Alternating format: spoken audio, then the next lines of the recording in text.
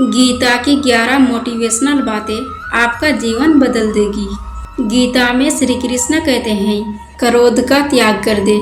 क्रोध से मनुष्य की मति मारी जाती है, यानी मूढ़ हो जाती है, जिससे स्मृति भ्रमित हो जाती है। स्मृति भ्रमित हो जाने से मनुष्य की बुद्धि नष्ट हो जाती है और बुद्धि का नाश हो जाने पर मनुष्य खुद अपना ही नाश कर बैठता है।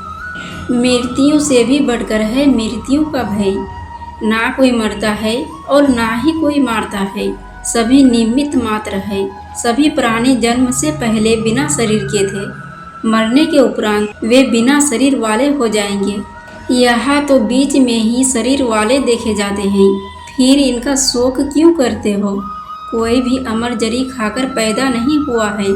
कोई जल्दी मरेगा तो कोई देर से। मृत्यु का भय मत पालो, मरना तो सभी को एक ना एक दिन है। जो बना है वह फना है। आत्मा अजर अमर है। आत्मा को ना शस्त्र काट सकते हैं, ना आग उसे जला सकती है, ना पानी उसे भिगो सकता है और ना हवा उसे सुखा सकती है। जो लोग यह मानते हैं कि मरता सिर्फ शरीर है, आत्मा नहीं। मेरे अपने जो मर गए, असल में वे मरे नहीं हैं, उन्होंने तो देह छोड़ी है, वे कहीं और जन्म लेंगे। ऐसे लोग ही सच्चा मार्ग ढूंढ लेते हैं।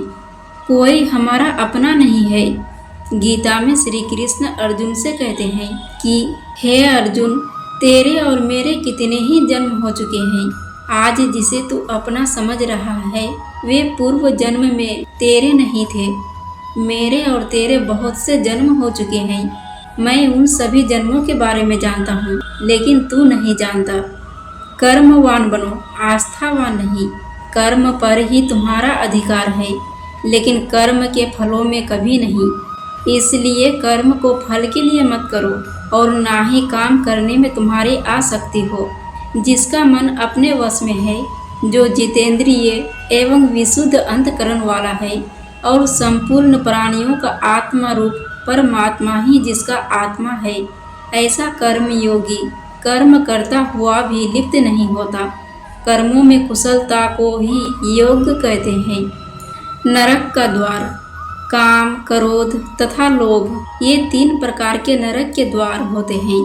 सर्व अनर्थों के मूल और नरक की प्राप्ति में हेतु होने से यह काम, क्रोध और लोभ को नरक का द्वार कहते हैं।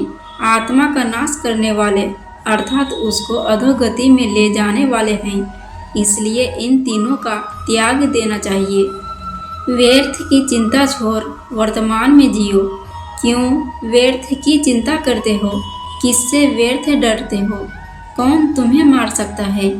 आत्मा न पैदा होती है न मरती है। जो हुआ वह अच्छा हुआ, जो हो रहा है वह अच्छा हो रहा है, जो होगा वह भी अच्छा ही होगा। तुम भूत का पश्चाताप ना करो, भविष्य की चिंता ना करो। वर्तमान चल रहा है तो इसी में आनंद उठाओ। लगाव की दुख का कारण है। तुम्हारा क्या गया जो तुम रोते हो? तुम क्या लाए थे जो तुमने खो दिया? तुमने क्या पैदा किया था जो नाश हो गया? ना तुम कुछ लेकर आए, जो लिया यहीं से लिया, जो दिया यहीं पर दिया, जो लिया इसी भगवान से लिया, जो दिया इसी को दिया। खाली हाथ आए और खाली हाथ चले। जो आज तुम्हारा है कल और किसी का था, परसों किसी और का होगा। तुम इसे अपना समझकर मग्न हो रहे हो। बस यही प्रसन्नता तुम्हारे दुखों का कारण है। परिवर्तन को समझो और उसके साथ रहो। परिवर्तन संसार का नियम है। जिसे तुम मृत्यु समझते हो वही तो जीवन है। एक क्षण में तुम करोड़ों के स्वामी बन जाते हो, दूसरे ही क्षण में तुम दरिद्र हो जाते हो।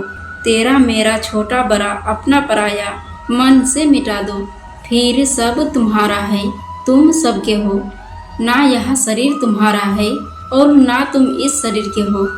यहाँ अग्नि, जल, वायु, पृथ्वी, आकाश से बना है और इसी में मिल जाएगा, परंतु आत्मा स्थिर है। फिर तुम क्या हो? धर्म की शरण में रहो। यदि तुम खुद कुछ नहीं कर सकते हो तो श्री कृष्ण कहते हैं, कि तुम अपने आप को भगवान को अर्पित करो। यही सबसे उत्तम सहारा है। जो इसके सहारे को जानता है वह भय, चिंता और शोक से सर्वदा मुक्त है।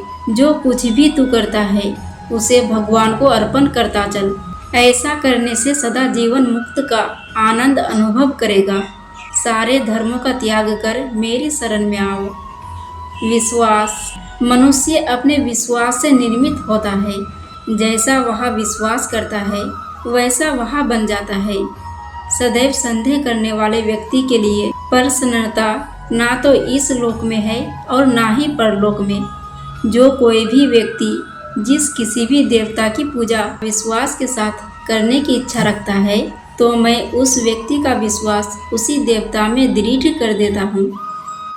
दोस्तों, वीडियो अच्छी लगी हो तो प्लीज़ वीडियो को लाइक और सब्सक्राइब कर देना।